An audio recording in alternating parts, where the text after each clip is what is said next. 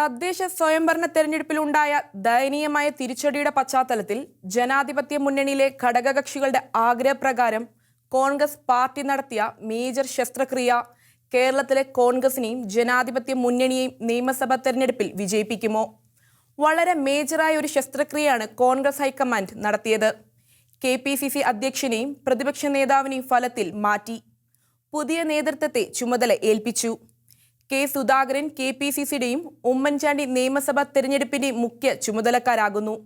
ഈ ശസ്ത്രക്രിയയിലൂടെ കോൺഗ്രസും ജനാധിപത്യ മുന്നണിയും കേരളത്തിൽ രക്ഷപ്പെട്ടാലും ഇല്ലെങ്കിലും 2016 നിയമസഭാ തെരഞ്ഞെടുപ്പിൽ തോറ്റു തൊപ്പിയിട്ടതിന്റെ ഉത്തരവാദിത്തം ഏറ്റെടുത്തുകൊണ്ട് അതിനു കാരണമായി ഹൈക്കമാൻഡ് അടിച്ചേൽപ്പിച്ച KPCC അധ്യക്ഷൻ സുധീരനെ പുറത്താക്കാനുള്ള ഭീകര തന്ത്രമെന്ന നിലയിൽ കൂടി സ്വയം വനവാസത്തിന് തിരിച്ച ഉമ്മൻചാണ്ടിക്ക് ഹൃദയം തുറന്ന് ചിരിക്കുവാൻ എല്ലാ വകുപ്പും ഈ ശസ്ത്രക്രിയ ഉണ്ടാക്കിയിട്ടുണ്ട്. അതുമാത്രമാണിപ്പോൾ തീർച്ചയായും പറയാവുന്ന യാഥാർത്ഥ്യം.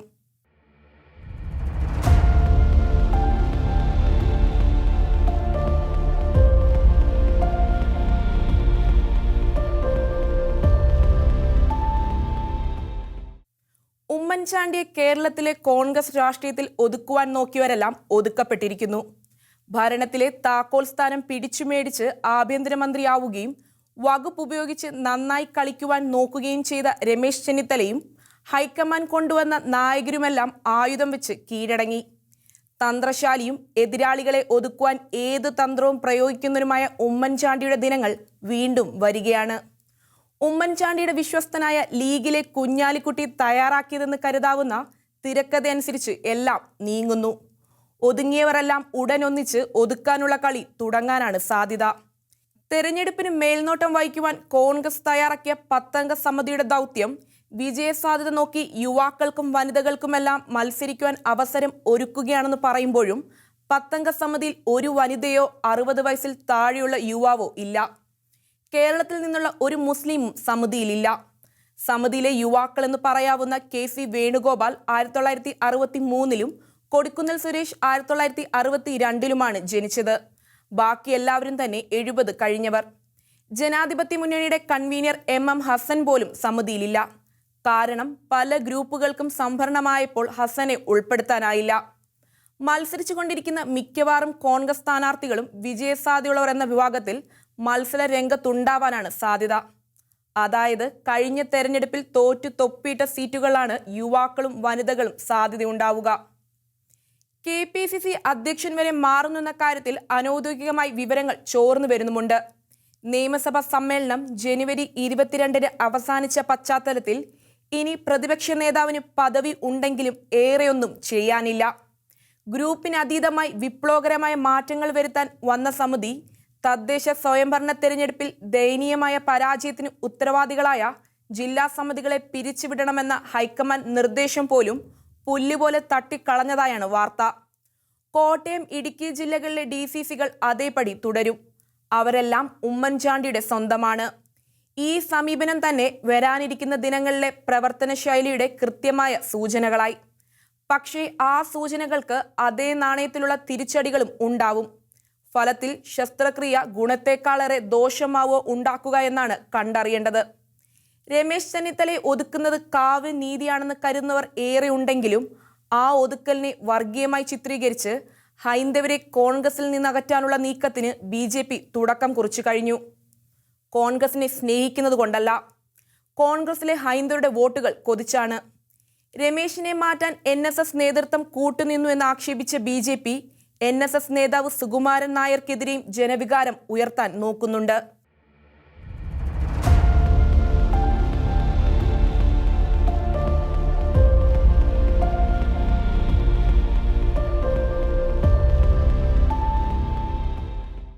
ജനകീയനും ദൈവവിശ്വാസിയും ആർക്കും സംലഭ്യനും സമർത്ഥനും തന്ത്രജ്ഞനും മാറ്റുതെളിയിച്ച മതേതരവാദിയുമെല്ലാമാണ് ഉമ്മൻചാണ്ടി.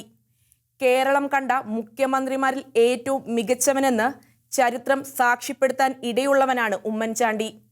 കൊച്ചി മെട്രോ, വിഴിഞ്ഞം തുറമുഖം, കണ്ണൂർ വിമാനത്താവളം, കാരുണ്യ രോഗി സഹായ പദ്ധതി, കർഷക പെൻഷൻ, റബ്ബറിനു തറവില തുടങ്ങി ചരിത്രത്തിൽ ഇടം തേടുന്ന എത്രയോ വലിയ പദ്ധതികൾ നടപ്പാക്കുന്നതിന് നേതൃത്വം കൊടുത്ത മുഖ്യമന്ത്രിയാണ് അദ്ദേഹം. 2004 ലോക്സഭാ തെരഞ്ഞെടുപ്പിൽ കേരളത്തിലെ 20 സീറ്റിൽ 19ലും ജനാധിപത്യ മുന്നണി തോറ്റതോടെ മുഖ്യമന്ത്രി AK ആന്റണി രാജി സമർപ്പിച്ചു പിൻവാങ്ങിയപ്പോൾ മുഖ്യമന്ത്രി കസാരയിലെത്തിയ ഉമ്മൻചാണ്ടിയെ സ്വതന്ത്രമായി പ്രവർത്തിക്കാൻ അനുവദിക്കാതെ പാർട്ടിയെയും മുന്നണിയെയും ഈ നിലയിൽ എത്തിച്ചതിൽ AK ആന്റണി അടക്കമുള്ള ഹൈക്കമാൻഡ് വഹിച്ച പങ്ക് ചെറുതല്ല. 2001 അധികാരത്തിലെത്തിയ ആന്റണിയുടെ നാളുകൾ ദുരിതപൂർണമാക്കിയത് പാർട്ടിക്കുള്ളിൽ കരുണാകരൻ ഉയർത്തിയ കലാപവും മുന്നണിയിൽ കരുണാകരന്റെ പിണിയാണുകൾ ഉണ്ടാക്കിയ തലവേദനകളും ലീഗിന്റെ പല നടപടികൾക്കും കൂട്ടുനിൽക്കാൻ ആന്റണിയുടെ മനസ്സ് സമ്മതിക്കാതിരുന്നതുമാണ്. അദ്ദേഹം തുടക്കം കുറിച്ച സ്വാശ്രയ വിദ്യാഭ്യാസ പരിപാടികളും അദ്ദേഹത്തിനെതിരെ എതിരാളികൾക്ക് ആയുധമായി. ഈ തലവേദനകളെല്ലാം പരിഹരിക്കുവാൻ 2004 അധികാരത്തിലെത്തിയ ഉമ്മൻചാണ്ടിക്കായി. കരുണാകരൻ പുതിയ പാർട്ടി ഉണ്ടാക്കി കോൺഗ്രസ് വിട്ടു. ലീഗിനെ ഉമ്മൻചാണ്ടി അവരുടെ ഇഷ്ടത്തിന് വിട്ടു. കരുണാകരന്റെ ചാരന്മാരായി മുദ്രയടിച്ച TM ജേക്കബിനെയും ബാലകൃഷ്ണപിള്ളയെയും മന്ത്രിസഭയിൽ ചേർത്തില്ല. 100 ദിന പരിപാടികളിലൂടെ സർക്കാരിന്റെ പ്രതിച്ഛായ വർദ്ധിപ്പിച്ചു. പക്ഷേ 2006 നിയമസഭാ തെരഞ്ഞെടുപ്പ് വന്നപ്പോൾ 2004 മുതൽ ജനാധിപത്യ മുന്നണിയെ ശ്വാസം മുട്ടിച്ച് രാജ്യസഭയിലേക്ക് റിബൽ സ്ഥാനാർത്ഥിയെ നിർത്തി മത്സരിക്കുകയും സ്വന്തം പാർട്ടി ഉണ്ടാക്കി പുറത്തു പോവുകയും ചെയ്ത കരുണാകരനെ ഇടതു മുന്നണി പോലും ഉപേക്ഷിച്ചപ്പോൾ തിരിച്ചു കൊണ്ടുവരണമെന്ന് ആന്റണി കർക്കശമായ നിലപാടെടുത്തു. പാർട്ടിയിൽ ഉമ്മൻചാണ്ടി ശക്തനാകുന്നുവെന്ന് തിരിച്ചറിഞ്ഞ ലീഗും ആന്റണിയുടെ കൂടെ നിന്നു. അങ്ങനെ ജനാധിപത്യ മുന്നണി വീണ്ടും പരസ്പര വിശ്വാസമില്ലാത്തവരുടെ കൂടാരമായി. നിയമസഭാ തെരഞ്ഞെടുപ്പിൽ ജനാധിപത്യ മുന്നണി തോറ്റു. കോൺഗ്രസ് ദയനീയമായി പിന്നിലായി. ലീഗും മാണിയും അവരുടെ തട്ടകങ്ങൾ കാത്തു. 2006 പ്രതിപക്ഷ നേതൃസ്ഥാനത്തെത്തിയ ഉമ്മൻചാണ്ടി ജനാധിപത്യ മുന്നണിയെ തിരിച്ചെത്തിക്കുവാനുള്ള തന്ത്രപൂർവമായ നീക്കങ്ങൾ നടത്തി. 2009 ലോക്സഭാ തെരഞ്ഞെടുപ്പിൽ കേരളത്തിലെ 20ൽ 16 സീറ്റും ജനാധിപത്യ മുന്നണി നേടി. അതോടെ കോൺഗ്രസിലെ ഗ്രൂപ്പ് കളികൾ വീണ്ടും വർദ്ധിച്ചു. മുന്നണിയിലും അന്തഛിദ്രമായി. അങ്ങനെയാണ് 2011 നിയമസഭാ തെരഞ്ഞെടുപ്പിൽ കഷ്ടിച്ച് 72 സീറ്റുകളുമായി ജനാധിപത്യ മുന്നണി അധികാരത്തിൽ തിരിച്ചെത്തിയത്. നാണം കെട്ട വിജയം.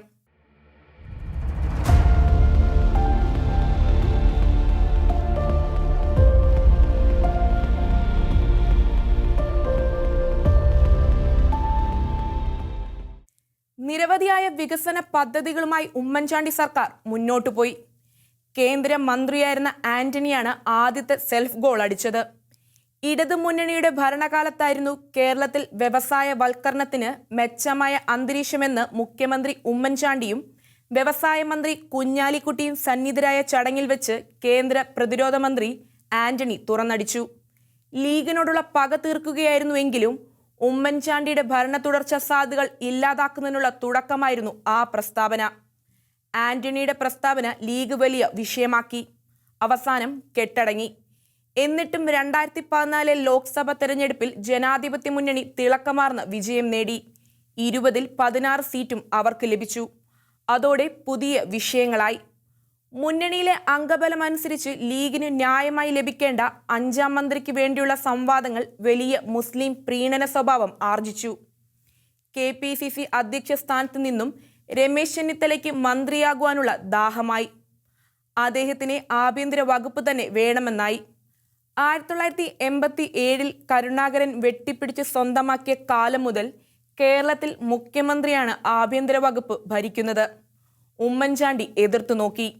പക്ഷേ NSSും ഘടകകക്ഷികളും എല്ലാം രമേശിന്റെ തുണയ്ക്ക് എത്തിയതോടെ വഴങ്ങി. ആന്റണിയും ഹൈക്കമാൻഡും രമേശിന് ഒപ്പം നിന്നു. രമേശ് മാറിയതോടെ KPCC അധ്യക്ഷ പദവി ഒഴിവുവന്നു. ഉമ്മൻചാണ്ടിയും രമേശും ചേർന്ന് കാർത്തികേയന്റെ പേര് ഏകകണ്ഠമായി ഉന്നയിച്ചു. ഭാവിയിൽ രമേശിനെ വെട്ടാനുള്ള ആയുധമായാവണം അന്ന് ഉമ്മൻചാണ്ടി കാർത്തികേയനെ നിർദ്ദേശിച്ചത്. ആന്റണിയുമായി അടുത്ത ബന്ധം ഉണ്ടായിരുന്നിട്ടും ഹൈക്കമാൻഡ് കാർത്തികേയനെ അംഗീകരിച്ചില്ല. പകരം ആന്റണിയുടെ വിശ്വസ്തൻ VM സുധീരനെ ആ ചുമതല നിയോഗിച്ചു. സുധീരന്റെ ആദർശത്തിളക്കം നിറഞ്ഞ നിലപാടുകളും നടപടികളും പാർട്ടിയെയും മുന്നണിയെയും വലിയ പതനത്തിലാക്കി. അവസാനം അദ്ദേഹം തുറന്നുവിട്ട ബാർ ലൈസൻസ് വിഷയത്തിൽ മുന്നണിയും സർക്കാരും കൂപ്പുകുത്തി.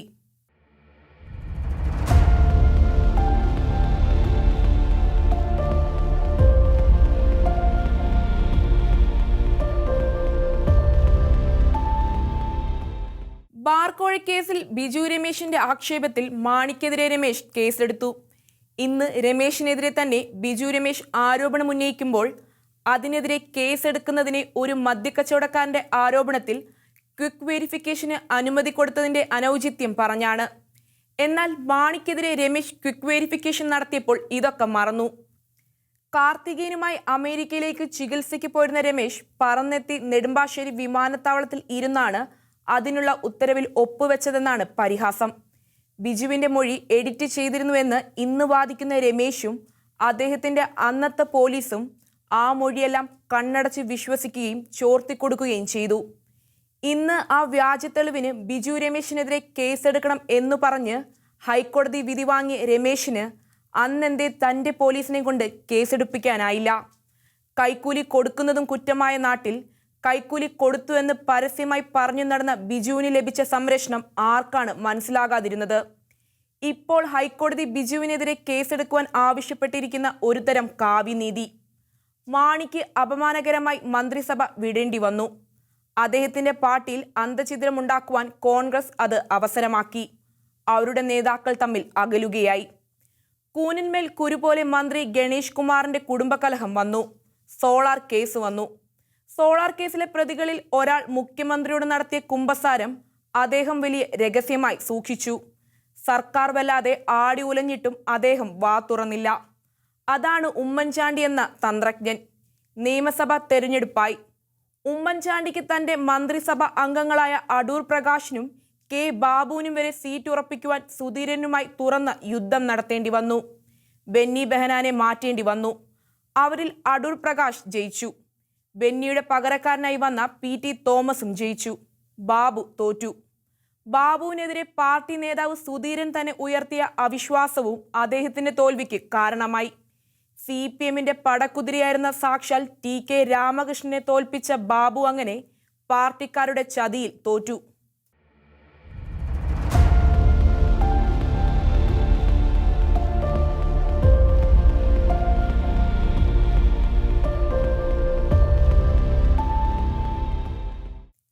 ഇതിനെല്ലാം പ്രതികാരമായി ഉമ്മൻചാണ്ടി നടത്തിയ ഹരഗിരിയായിരുന്നു എല്ലാ പദവികളിൽ നിന്നുമുള്ള രാജി. സുധീരനെ പുറത്താക്കാൻ അദ്ദേഹത്തിന് ചെയ്യാവുന്ന ഏറ്റവും കഠിനമായ പ്രവൃത്തി. സുധീരന് രാജിവെക്കേണ്ടി വന്നു. രമേശ് പ്രതിപക്ഷ നേതാവായി. ഹൈക്കമാൻഡ് വിട്ടില്ല. KPCC അധ്യക്ഷനായി അടുത്ത ആദർശക്കാരൻ വന്നു, മുല്ലപ്പള്ളി. രമേശും മുല്ലപ്പള്ളിയും കൂടിയെല്ലാം ഇത്രയുമാക്കി. എല്ലാറ്റിനും കൂടെ ഉമ്മൻചാണ്ടി ഉണ്ടായിരുന്നുവെങ്കിലും തോൽവി വന്നപ്പോൾ കുറ്റം ആ പാവങ്ങൾക്കു മാത്രമായി. ജനാധിപത്യ മുന്നണിയിൽ നിന്നും കേരള കോൺഗ്രസ് മാണിയും ജനതാദളും പുറത്തായി. അതുകൊണ്ട് ഒന്നും സംഭവിച്ചില്ലെന്ന് പറയുമ്പോഴും തദ്ദേശ സ്വയംഭരണ തെരഞ്ഞെടുപ്പിൽ മുന്നണി ഭംഗിയായി തോറ്റു.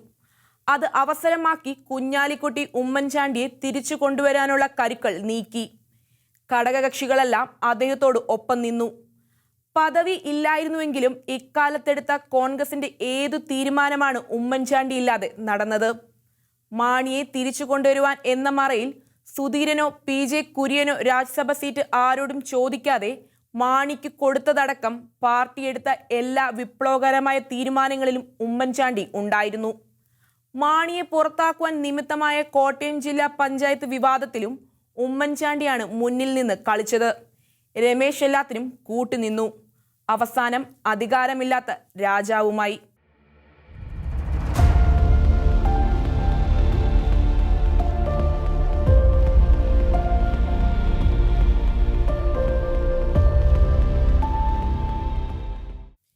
ഈ വെട്ടിനിർത്തലിലൂടെ 2021 നിയമസഭാ തെരഞ്ഞെടുപ്പിൽ വിജയം കൊയ്യാമെന്ന കോൺഗ്രസിന്റെയും ജനാധിപത്യ മുന്നണിയുടെ മോഹം പൂവണിയുമോ?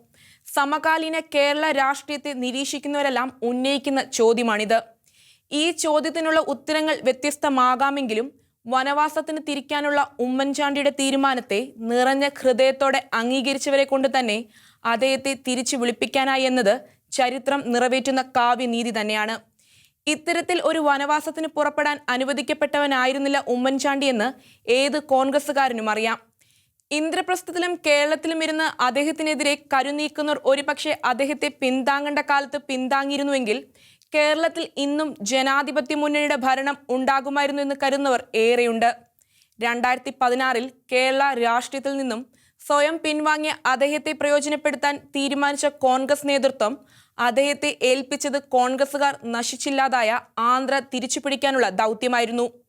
അവിടെ 175 സീറ്റിലും മത്സരിച്ച കോൺഗ്രസിന് ലഭിച്ചത് വെറും 3 ലക്ഷം വോട്ടായിരുന്നു. ഒരു സീറ്റിൽ പോലും ജയിക്കാനായില്ല. ഉമ്മൻചാണ്ടിയുടെ പുതിയ ദൗത്യവും സമാനമാണെന്ന് അദ്ദേഹത്തിനറിയാം.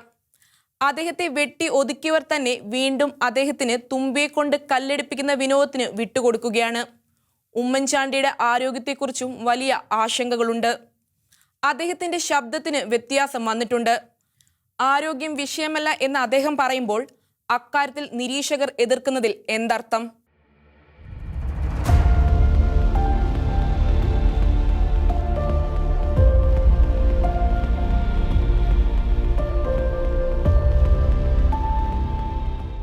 പടയോട്ടത്തിനിടയ്ക്ക് കോൺഗ്രസ് നായകനെ മാറ്റുന്നത് ആദ്യമല്ല. 1991 അധികാരത്തിലെത്തിയ കരുണാകരനെ ഗ്രൂപ്പ് കളിയുടെ പേരിൽ 1995 സ്ഥാനഭ്രഷ്ടനാക്കി സാക്ഷാൽ AK ആന്റണി തന്നെ മുഖ്യമന്ത്രിയായി. ചാരായ നിരോധനം പോലുള്ള ജനകീയ തീരുമാനങ്ങളെടുത്ത ആ സർക്കാർ 1996 നിയമസഭാ തെരഞ്ഞെടുപ്പിൽ ദയനീയമായി തോറ്റു. 2001 അധികാരത്തിലെത്തിയ ആന്റണി 2004 സ്ഥാനത്യാഗം നടത്തി പുതിയ നായകനെ കൊണ്ടുവന്നു, ഉമ്മൻചാണ്ടി. 2006 തെരഞ്ഞെടുപ്പിൽ ആ നായകന്റെ നേതൃത്വത്തിലും കോൺഗ്രസ് തോറ്റു. പണിയറിയാത്ത മേസ്തിരി ആയുധത്തെ കുറ്റം പറയുന്ന പോലെ എന്നതാണ് നേതാക്കളെ മാറ്റിയുള്ള പരീക്ഷണത്തിന്റെ ഫലം. ജയിക്കുവാൻ പല തന്ത്രങ്ങളും പരീക്ഷിച്ചിട്ടുള്ളവനാണ് ഉമ്മൻചാണ്ടി. അദ്ദേഹം ആദ്യമായി പുതുപ്പള്ളിയിൽ നിന്ന് ജയിച്ചത് എതിർ സ്ഥാനാർത്ഥിയായിരുന്ന തന്റെ രാഷ്ട്രീയ ഗുരു PC ചെറിയാനെ പിൻവാങ്ങിപ്പിച്ചാണ്. കളി പലതും പ്രതീക്ഷിക്കാം. ഇടതുമുന്നണിയിൽ നിന്നും പല പാർട്ടികളെയും കൊണ്ടുവരുമെന്ന് വരെ പറയുന്നു. പാലായ്ക്ക് വേണ്ടി വഴക്കിടുന്ന മാണി കാപ്പന്റെ NCP പോലും മുഴുവനായി മുന്നണി വിടില്ല. പുതിയ നേതൃത്വത്തെക്കുറിച്ചുള്ള വാർത്തകൾ വന്നു തുടങ്ങിയതേയുള്ളൂ. നിയമസഭ സീറ്റുകൾക്കായുള്ള തർക്കം ആരംഭിച്ചു കഴിഞ്ഞു. കൽപ്പറ്റയിൽ മുല്ലപ്പള്ളി മത്സരിക്കുമെന്ന് വന്നതോടെ ലീഗ് ആ സീറ്റിന് അവകാശവാദം ഉന്നയിച്ചു. കൂടുതൽ സീറ്റുകൾക്ക് അവർ അവകാശവാദം ഉന്നയിക്കാം. കേരള കോൺഗ്രസിന്റെ കൈവശമുള്ള ഇരിങ്ങാലക്കുടയ്ക്ക് വേണ്ടിയും കോൺഗ്രസ് അവകാശവാദം ഉന്നയിക്കുന്നുണ്ട്. അതിനർത്ഥം തദ്ദേശ സ്വയംഭരണ തെരഞ്ഞെടുപ്പിലെ ഫലം ആവർത്തിക്കുമെന്നല്ല. 2019 നടന്ന ലോക്സഭാ തെരഞ്ഞെടുപ്പിൽ കേരളത്തിലെ 20 സീറ്റിൽ 19 നേടിയ ജനാധിപത്യ മുന്നണി 2020 നടന്ന തദ്ദേശ സ്വയംഭരണ തെരഞ്ഞെടുപ്പിൽ ദയനീയമായ പരാജയം ഏറ്റുവാങ്ങിയത് തന്നെ അടയാളം. ഫലവും മാറിമറിയാം, പക്ഷേ തക്ക കാരണമുണ്ടാവണം.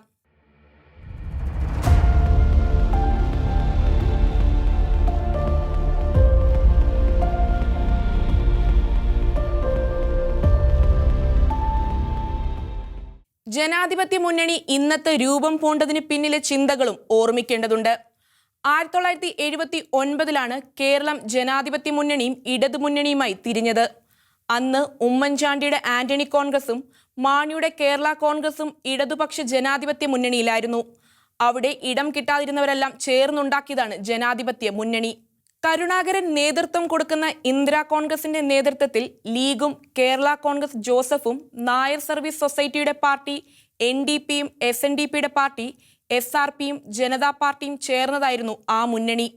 1980 അധികാരമേറ്റ നയനാർ മന്ത്രിസഭയിൽ ആന്റണി കോൺഗ്രസിന് തുടരാനാവാതെ വന്നു. അവർ മുന്നണി വിട്ടു. അവർ മുന്നണി വിട്ടെങ്കിലും ഇന്ദിരാ കോൺഗ്രസുമായി ചേരില്ല എന്നാണ് പരസ്യമായി പ്രഖ്യാപിച്ചത്. അവർ ജനാധിപത്യ മുന്നണിയിൽ ചേർന്നാലും ഇടതുമുന്നണിക്ക് നിയമസഭയിൽ ഭൂരിപക്ഷമുണ്ടായിരുന്നു. അതോടെ മാണിയെ കൂടി പുറത്തിറക്കാനുള്ള കളികളായി. പ്രധാനമന്ത്രി ഇന്ദിരാഗാന്ധിയുടെ ഓഫീസും അവരുടെ നടത്തിപ്പുകാരനായിരുന്ന റോയുടെ അധിപൻ നാരായണനും മാണിയിൽ സമ്മർദ്ദം ചെലുത്തി.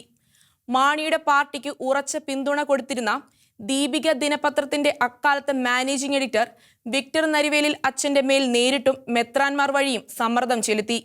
ഇടതുമുന്നണി വിട്ടുചെല്ലുന്ന മാണിക്ക് 22 നിയമസഭ സീറ്റും മന്ത്രിപദവികളും രേഖാമൂലം വാഗ്ദാനം ചെയ്തു. കോൺഗ്രസ് ഹൈക്കമാൻഡിന്റെ രേഖാമൂലമുള്ള ഉറപ്പ് വിക്ടർ അച്ഛനെയാണ് നാരായണൻ ഏൽപ്പിച്ചത്. അച്ഛൻ കത്ത് സഹിതം ഉറപ്പുകൊടുത്ത് മാണിയെ ജനാധിപത്യ മുന്നണിയിൽ എത്തിച്ചു. 1977 കേരള കോൺഗ്രസ് ആദ്യം കോൺഗ്രസ് മുന്നണിയിൽ എത്തിയതും പാർട്ടിയുടെ ദേശീയ നേതൃത്വത്തിന്റെ ചരടുവലികൾ വഴിയായിരുന്നു. അതുവിട്ടാണ് 1979 ഇടതുമുന്നണിയിൽ എത്തിയത്. 1981 ജനാധിപത്യ മുന്നണിയിൽ വീണ്ടും തിരിച്ചെത്തിയതും കേരള കോൺഗ്രസ് ഇല്ലാത്ത ജനാധിപത്യ മുന്നണിക്ക് ഇടതുമുന്നണിയെ തോൽപ്പിക്കാനാവില്ല എന്ന് കോൺഗ്രസ് ഹൈക്കമാൻഡിന്റെ ഉറച്ച ബോധ്യത്തിൽ നിന്നാണ്. ഇപ്പോൾ മാണിയുടെ പിൻഗാമികൾ ഇടതുമുന്നണിക്കൊപ്പം ആയിരിക്കുന്നു. അവരെ തിരിച്ചെത്തിച്ച് ജയിക്കാൻ കേന്ദ്രത്തിൽ ഭരണവുമില്ല. എന്നാൽ ഉമ്മൻചാണ്ടി പല കരുക്കളും നീക്കും. സോളാർ കേസ് ഉയർന്നു വന്നതുപോലെ പല കേസുകൾ വീണ്ടും ഉയർന്നു വരാനും സാധ്യതയുമായി.